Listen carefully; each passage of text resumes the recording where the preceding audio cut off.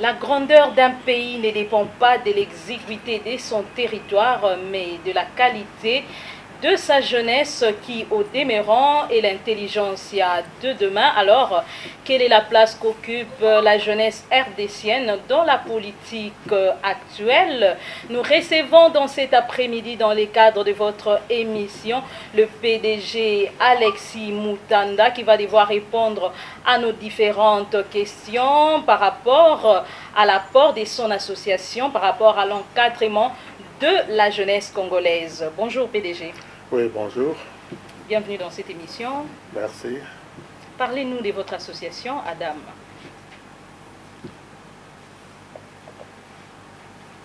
C'est une question qui semble être simple, mais la réponse n'est pas si simple parce qu'on ne peut pas résumer, disons, les ambitions, n'est-ce pas, d'une association en quelques minutes. Mais pour dire vrai,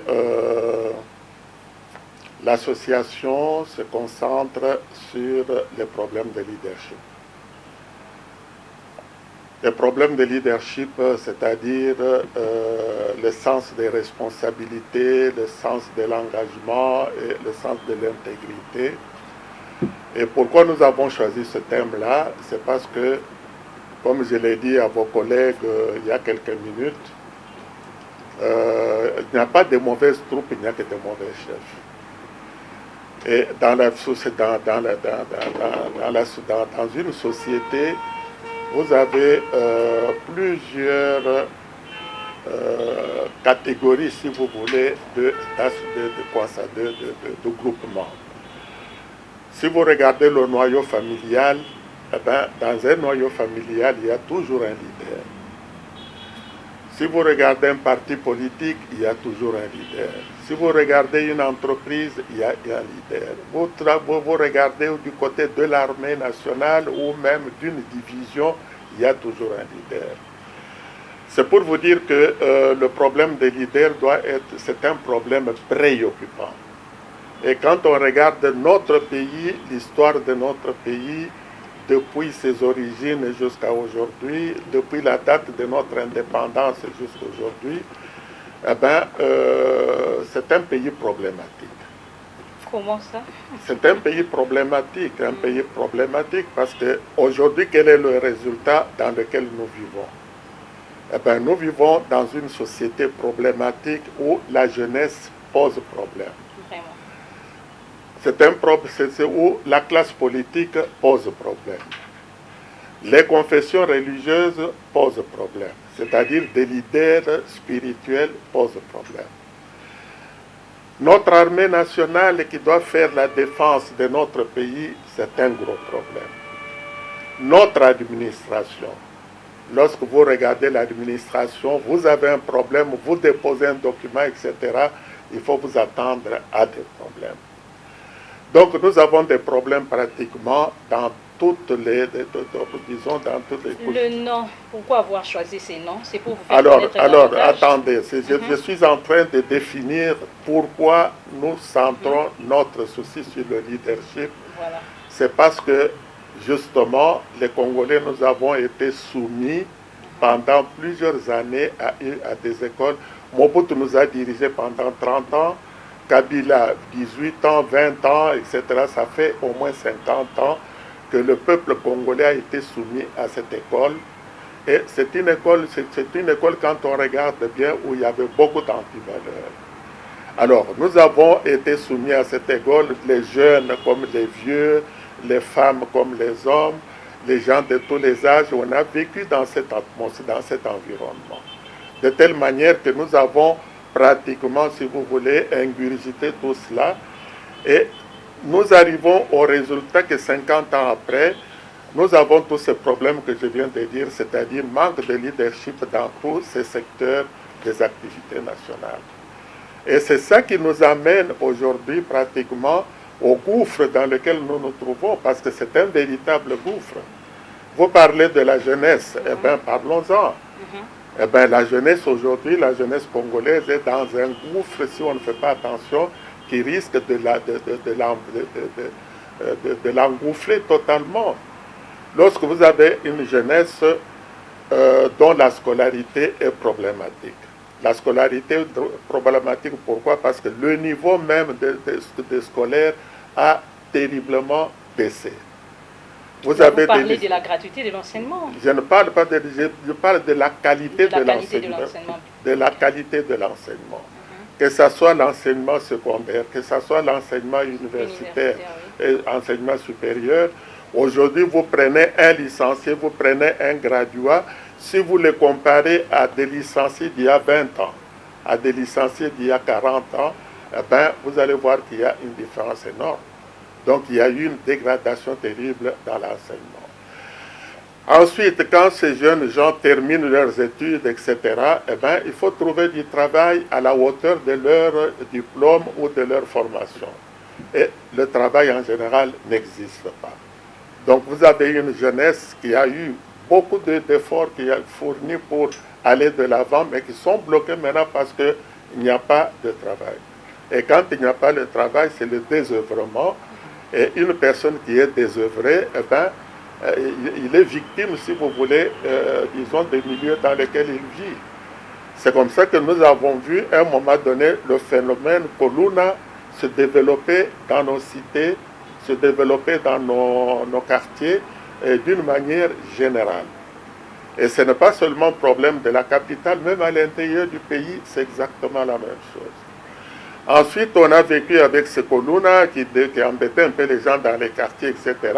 Et puis, finalement, est venu un autre phénomène, le phénomène de la toxicomanie. De la toxicomanie.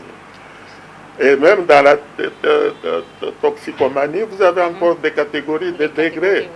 On a commencé d'abord par les alcools.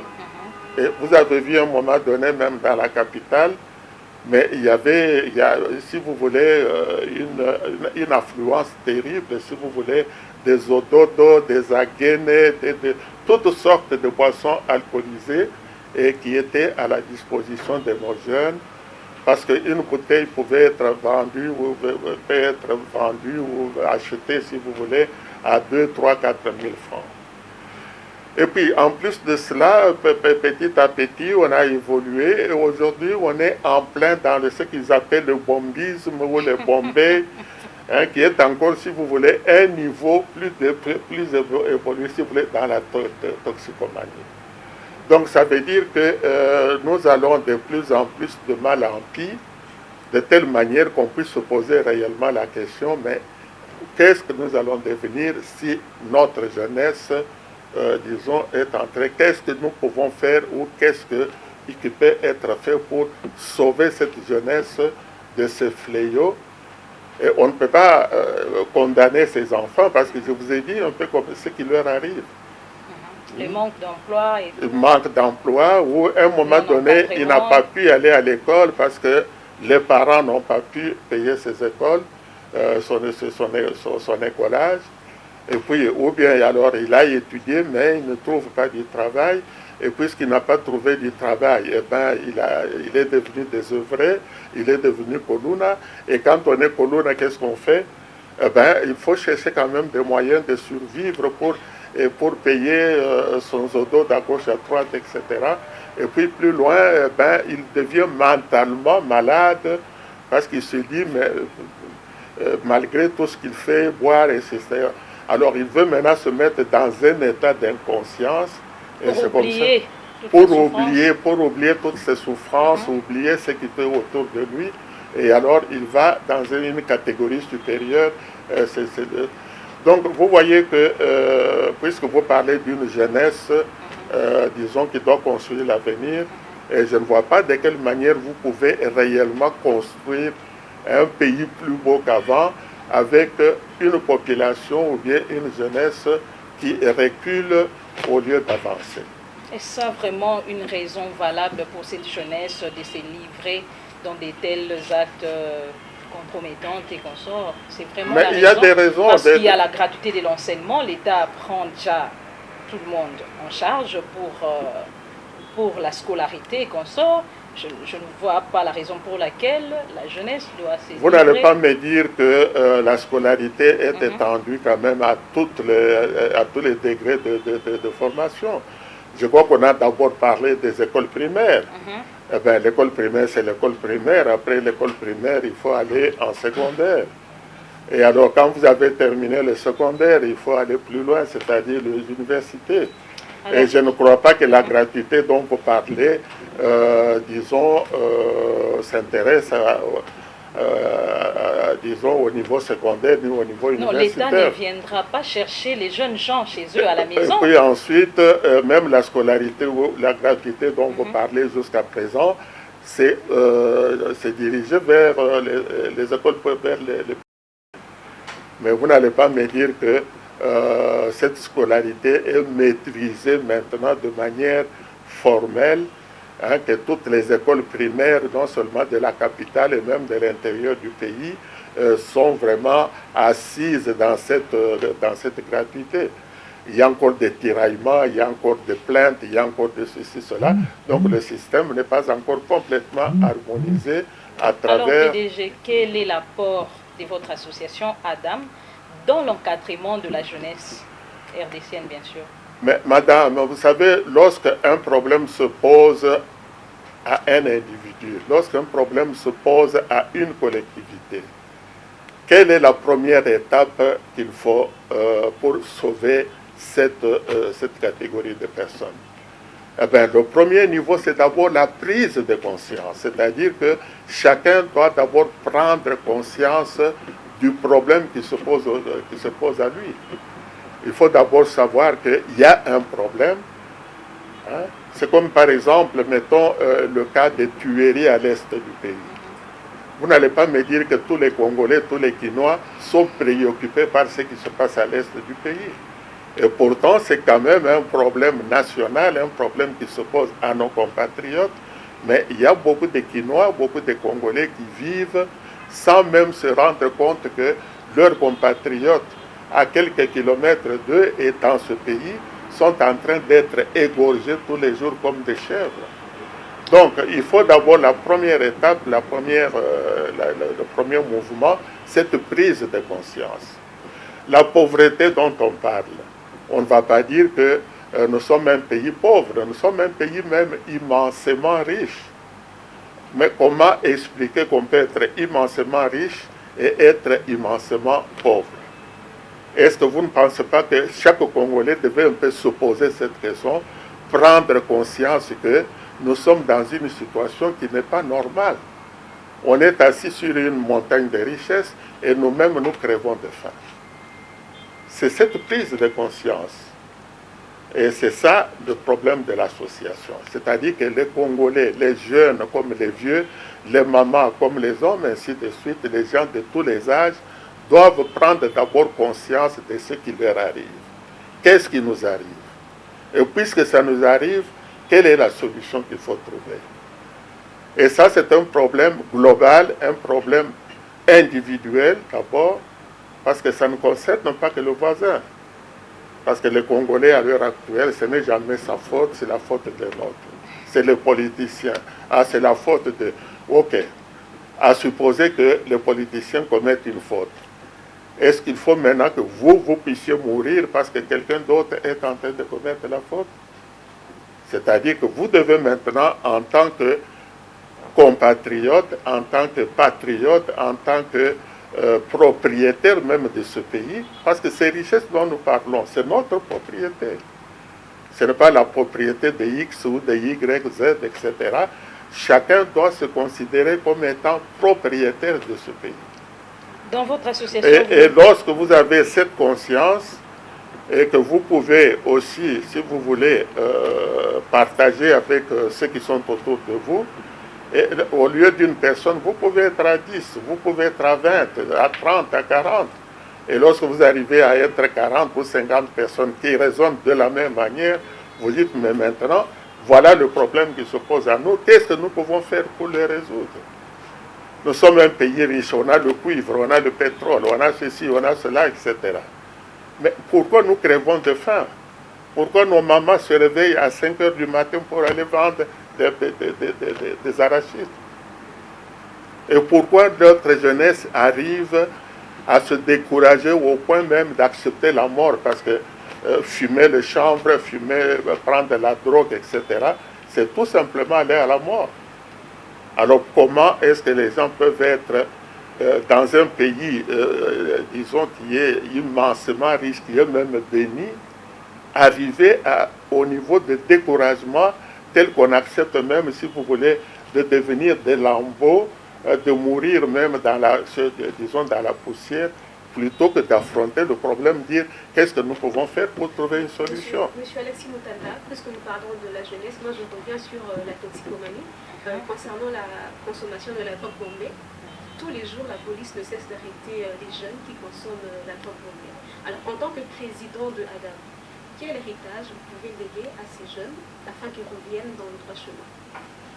Oui, mais justement, maman, vous savez, le problème se pose avec ces jeunes. La première chose à faire, c'est de parler à ces jeunes pour réveiller leur conscience qu'il faut qu'ils sachent qu'il y a un problème. Et quels sont les problèmes qui s'opposent à un fumeur ou à quelqu'un qui consomme ces histoires. Le premier degré de problème, ce sont des problèmes d'abord qui le concernent lui personnellement. À force de consommer de l'alcool ou de consommer, disons, cette drogue, mais vous abîmez déjà, si vous voulez, votre propre corps. Pourquoi est-ce qu'on parle de cirrhose de foie? Pourquoi est-ce qu'on parle de problèmes des reins? Et même votre cerveau, si vous continuez à consommer de l'alcool, votre cerveau sera à quel niveau? Et combien de temps vous allez survivre? Peut-être que vous êtes destiné à vivre 80 ans ou 90 ans, mais quand vous consommez ces histoires, je crois qu'il y a beaucoup de chances que vous puissiez partir même à 20 ou à 30 ans. Donc il y a d'abord des problèmes au niveau individuel. Et celui qui consomme ça, il faut d'abord qu'on lui explique qu'il a un problème et qu'il doit avoir pitié de lui-même, c'est-à-dire qu'il doit savoir qu'il a un problème. Le deuxième degré, c'est-à-dire le deuxième échelon, c'est que quand une personne, un jeune par exemple, devient alcoolique, mais il pose des problèmes à tous ceux qui sont autour de lui, à commencer par ses propres parents. Je ne sais pas s'il y a un papa ou une maman qui voit son fils de 15 ans ou sa fille de 15 ans s'adonner et qui va continuer, mais ça devient un problème Je crois que les parents peuvent même devenir encore plus malades que l'enfant. Donc vous voyez, un enfant qui consomme, il croit peut-être que c'est son problème, mais autour de lui, il crée, si vous voulez, beaucoup de malheureux. Et qu'est-ce qui se passe avec ses frères et ses sœurs? Qu'est-ce qui se passe avec ses oncles, ses tantes, etc., et même ses amis? Et s'il va à l'école, qu'est-ce qui se passe avec l'ensemble de ses collègues à l'école? Donc vous voyez que l'alcoolisme, une jeune fille qui se donne à l'alcoolisme, non seulement il a tous les problèmes dont on a parlé, mais très vite, cette fille peut avoir des grossesses indésirées, etc. Il va lui-même peut-être enfanter encore des enfants, ça devient encore une charge. Donc vous voyez qu'il y a des répercussions non seulement sur la personne, mais sur... Donc ça veut dire que cette prise de conscience, que la personne sache qu'il a une responsabilité individuelle et personnelle, et puis même aussi une responsabilité collective. Donc vous êtes peut-être, vous vous appelez X, mais en réalité, ce X, vous vivez dans un monde où il y a des interactions avec 10 000 personnes. Et tout ce que vous faites comme action, bonne ou mauvaise, a des répercussions sur l'ensemble des personnes qui sont autour de vous. Donc ce n'est jamais un problème individuel, c'est toujours un problème qui a des répercussions dans la société. S'il faut toujours parler de la toxicomanie, la police elle-même est derrière ça. Alors quelles mesures curatives, prophylactiques pour éradiquer cet état des choses? Oui, mais ça c'est très simple puisque vous parlez des agents de l'ordre. Les agents de l'ordre... Ils sont derrière ça. Les agents de l'ordre sont des personnes qui vivent dans une, ou plutôt oui, qui évoluent dans une organisation. Par exemple, vous parlez de policiers, ils sont dans la police. Dans la police, je crois quand même qu'un policier ne peut pas se permettre de faire n'importe quoi. Dans la police, il y a des chefs. Dans la police, il y a des personnes au-dessus. D'ailleurs, il y a plusieurs échelons. Alors, si on veut trouver disons une solution avec les policiers qui, sur le terrain, sont en train de commettre des abus, mais il faut quand même taper sur les autorités qui doivent réglementer cette question. Parce qu'une personne qui s'adonne à l'alcool et qui porte une arme, et cette arme d'ailleurs est chargée avec des balles réelles, il est tout à fait évident que cet homme, une fois qu'il se trouve, n'est-ce pas, dans un état d'ébriété, eh bien, il peut faire n'importe quelle gaffe. Raison pour laquelle on a entendu un policier qui tire sur quelqu'un parce qu'il ne portait pas de masque, ou bien un autre qui a fait ceci, cela, tout ça, parce qu'il a une arme, et une arme chargée à balles, mais qui lui a autorisé, qui lui a donné cette arme et qui l'a autorisé à aller faire, à se balader à travers la ville avec cette arme. Donc il n'y a pas de mauvaises troupes, il n'y a que de mauvais chefs. Ce sont les chefs de ces policiers qui doivent se concerter pour trouver des solutions à ce genre de problème. Donc c'est un problème de prise de conscience à tous les niveaux. C'est un problème de leadership. Dans votre association... Un commissaire de police est leader dans son commissariat. Et c'est lui qui doit gérer les armes, qui doit gérer les personnes qui les utilisent, qui doit gérer même les balles qui les distribuent, etc. Mais si c'est un mauvais commissaire, eh bien, ces agents vont faire n'importe quoi. Raison pour laquelle mon association, puisque vous avez posé la question, nous insistons beaucoup sur le sens de leadership, parce que là, c'est un problème de responsabilité, non seulement individuelle, mais aussi une responsabilité collective. Parce que vous parlez de leadership au sein de votre association, est-ce qu'il y a-t-il des structures d'encadrement? Comment vous faites? Parce que c'est tout le monde qui se plaint, il n'y a pas d'emploi après avoir décroché des diplômes, des licences et autres, il n'y a pas d'emploi. Comment est-ce que vous... c'est encore une fois, qui doit créer les emplois dans un pays? Mais vous êtes là aussi pour aider l'État. Non, attendez, moi je ne suis pas l'État. Disons que il ne faut pas, moi, etc. Nous parlons des principes. Dans un État qui existe, que ce soit en Belgique ou en France ou ailleurs, c'est l'État qui est le premier à se préoccuper de donner du travail à sa population. Et si vous regardez d'ailleurs pendant les campagnes électorales dans tous ces pays que je viens de citer, eh bien, vous verrez qu'un des soucis des politiciens dans leur programme, c'est la création des emplois. Parce que quand un gouvernement crée des emplois, eh bien, ces emplois sont tellement divers, et ceux qui sont qualifiés pour faire ces emplois, etc. C'est ainsi qu'on vous dira que dans tel pays, le taux de chômage a augmenté, le taux de chômage a diminué, parce que le gouvernement parce que c'est le gouvernement qui fait ça. Et je ne dis pas que le gouvernement entre aussi dans le privé, mais il peut encourager des entreprises privées à venir investir. Parce que lorsque une banque s'investit quelque part, eh bien, il est tout à fait évident que cette banque, disons, va créer des emplois et les gens trouveront du travail dans cette banque. Si vous avez une entreprise commerciale ou une entreprise agricole, ces entreprises, il n'y a que le gouvernement qui peut les encourager à venir s'installer. Allez vous installer à tel point, ça veut dire que les personnes, n'est-ce pas, qui seront autour de cette entreprise trouveront du travail. Donc c'est tout un ensemble, si vous voulez, de mesures administratives et de mesures, disons, de prévoyance sociale, de prévoyance, si vous voulez, sociale, oui, pour le bien-être de la population. Vous créez un hôpital quelque part, mais un hôpital aura besoin de médecins, aura besoin des infirmiers, aura besoin du matériel, aura besoin de véhicules, aura besoin de ceci, cela. Et vous voyez combien d'emplois vous créez autour de cet hôpital. Donc, sur toutes ces initiatives, c'est le premier initiateur, c'est d'abord l'État. La jeunesse se montre active dans des manifestations politiques et autres. Pensez-vous voir dans ces régimes, au cours de ces régimes plutôt, voir un changement par rapport à la situation de la jeunesse?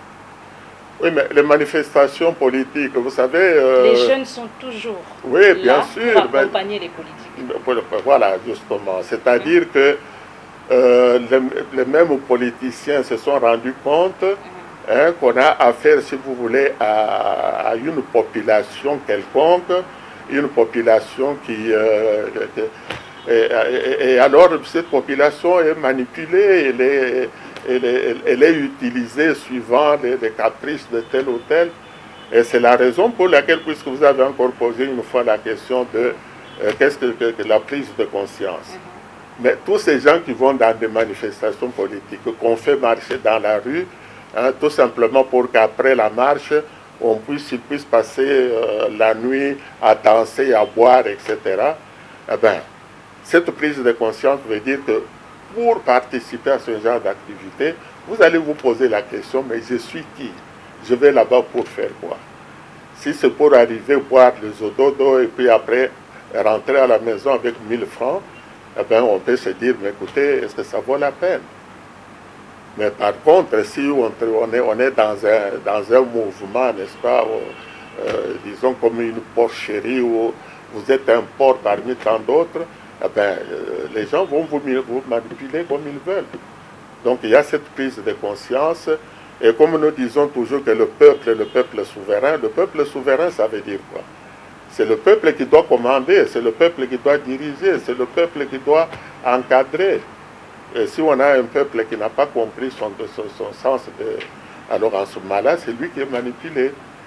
Et alors, c'est comme ça que dans toutes ces manifestations dont vous parlez, il n'y a pas que les politiciens, il y a aussi les églises, etc., qui font la même chose. On va au stade, on remplit le stade, etc., on raconte n'importe quoi, et puis on termine, on rentre, avant de rentrer, on a une bière, on a ceci, cela, et alors en ce moment-là, ça devient, c'est la même population qui est mal utilisée par les leaders. Le système mis en place par l'association Adam. La quoi?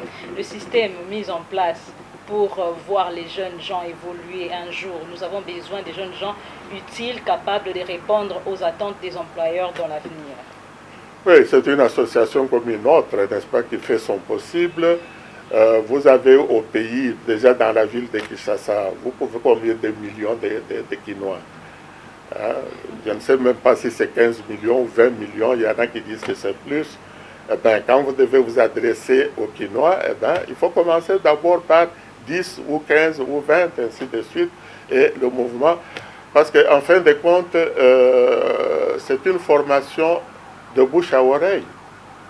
Je parle avec vous, vous avez compris le principe, on vous donne quelques dépliants, vous les intériorisez, et quand vous avez compris, disons, les objectifs, vous pouvez aussi à votre tour en parler à votre femme, en parler à vos enfants, en parler à vos amis, et de petit à petit, c'est comme ça que, fin de fin, si vous voulez, on peut... C'est ça, c'est limite dans le parler. Qu'est-ce qui est fait concrètement? Concrètement, donc par là, quelqu'un, ce n'est pas concret.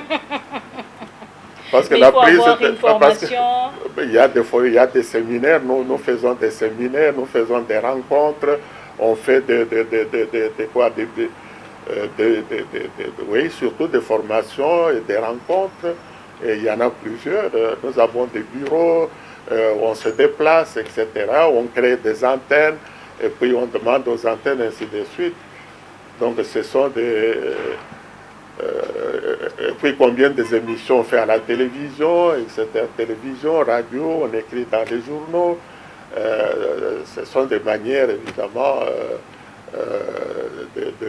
d'information à notre disposition à l'heure actuelle. Parce que nous tendons petit à petit vers la fin de cette émission, avant de parler un tout petit peu politique. Alors, selon vous, PDG Alexis Moutanda, quelles sont les recommandations par rapport à cette jeunesse qui vous suit actuellement dans nos différentes chaînes de télévision, par rapport à notre entretien, la drogue bombée, consort, tous les points que nous avons eu à aborder au cours de cette émission, les recommandations aux parents, l'Église et l'armée. La recommandation qu'on peut faire, c'est que tout dépend de chacun. Chaque personne est responsable de lui-même et il est responsable aussi de tout ce qui l'entoure. Et cette responsabilité n'est pas seulement, disons, au niveau de papa ou de maman, pas nécessairement au niveau du directeur de l'école ou de tel ministre ou du président de la République. La véritable responsabilité commence d'abord par soi-même. Parce que vous êtes la première personne concernée. Si vous voulez que votre vie puisse avoir un sens, si vous voulez que vous puissiez jouer un rôle qui vous convient dans la société, vous devez vous prendre en charge. C'est une prise en charge d'abord personnelle. Lorsqu'on envoie un enfant à l'école, les parents font tout pour payer les ceci, pour transporter l'enfant jusqu'à l'école, mais je crois que le reste, c'est l'enfant lui-même qui doit le faire. Il doit avoir la volonté de se former de telle manière qu'il puisse arriver à remplir des ambitions. Et s'il a l'ambition de devenir juriste, avocat, s'il veut devenir médecin, s'il veut devenir ingénieur, s'il veut devenir politicien, ça c'est l'ambition de chacun. Mais pour y arriver, vous devez engager votre propre responsabilité. J'entends souvent les mamans se plaindre, oh voilà ma fille, on l'a enceintée à gauche, on a fait ceci, cela. Mais est-ce que votre fille a pris ses responsabilités? Parce que c'est une personne qui est dotée d'intelligence, dotée de volonté, etc. Alors au moment où elle peut prendre, qu'elle a le sens de sa responsabilité, eh bien, elle va éviter beaucoup d'ennuis pour pouvoir atteindre ses objectifs qui sont terminer ses études, faire un mariage correct, avoir des enfants et puis s'épanouir dans la société et occuper la place qui vous revient. Donc, et ça, c'est un problème de responsabilité personnelle. Les autres peuvent aider, mais la personne qui est au centre de l'action, c'est l'individu lui-même. Les autres sont là pour aider, les parents, l'école, les choses, l'administration, tout ça, ils peuvent vous aider. Mais l'élément principal, comment est-ce que je dirais, l'acteur principal, c'est vous-même. C'est-à-dire que vous devez avoir un sens de responsabilité qui vous permet d'avancer malgré les obstacles que vous pouvez trouver. Mais il ne faut pas s'attendre à ce que tout vous vienne du ciel, etc. Bien sûr, Dieu est toujours là pour vous assister, pour vous aider, pour vous entendre. Mais Dieu aussi voudrait quand même, disons, voir les efforts que vous faites. Et ce sont ces efforts qui vont bénir et vous pouvez atteindre les objectifs. Y a-t-il les exigences ou les conditions à remplir pour adhérer au sein de votre association? Nos téléspectateurs vous suivent. Bon, les conditions ne sont pas très compliquées. La première étape, vous allez d'abord, disons, vous serez mis en contact avec les objectifs, avec, disons, notre vision, comment on voit les choses, etc. Vous prenez contact et si vous sentez réellement que, disons, ces règles vous intéressent et que vous pouvez être utile, parce que c'est pour être utile aux autres, c'est pour être utile à la société. Et il y a une chose aussi très importante que je dois vous dire, c'est que nous avons un pays qui n'est pas isolé du monde, c'est un pays qui est dans le monde. Et le monde actuellement, avec le phénomène de la mondialisation, eh ben, l'univers entier, le monde qui nous entoure, devient comme un grand village. Alors quand on est dans un grand village, eh ben, il y a une cabane plutôt qui s'appelle RDC. Et quelle est la place que cette cabane occupe dans ce grand village? Quel est le rôle que nous jouons dans ce village? Est-ce que nous serons toujours en train de commander, en train de courir derrière les autres, de suivre un peu ce que les autres... Non, nous devons jouer le rôle qui nous convient parce que d'abord nous sommes un grand pays, un pays très vaste, très riche, qui a beaucoup de possibilités. Eh bien, les autres peuvent venir chez nous et nous pouvons prendre le leadership qui nous convient et suivant nos possibilités. Merci beaucoup, PDG. Je crois que ma consoeur Mia a quelques questions concernant la politique. Oui, concernant la politique, dites-nous quelles sont vos impressions concernant la désignation du président de la CENI? Eh bien, pour ce qui concerne le président de la CENI, c'est une déception. Je crois qu'un peu tout le monde est déçu parce que c'est un problème, si vous voulez, les acteurs principaux dans ce dossier, ce sont des confessions religieuses, c'est-à-dire des leaders spirituels,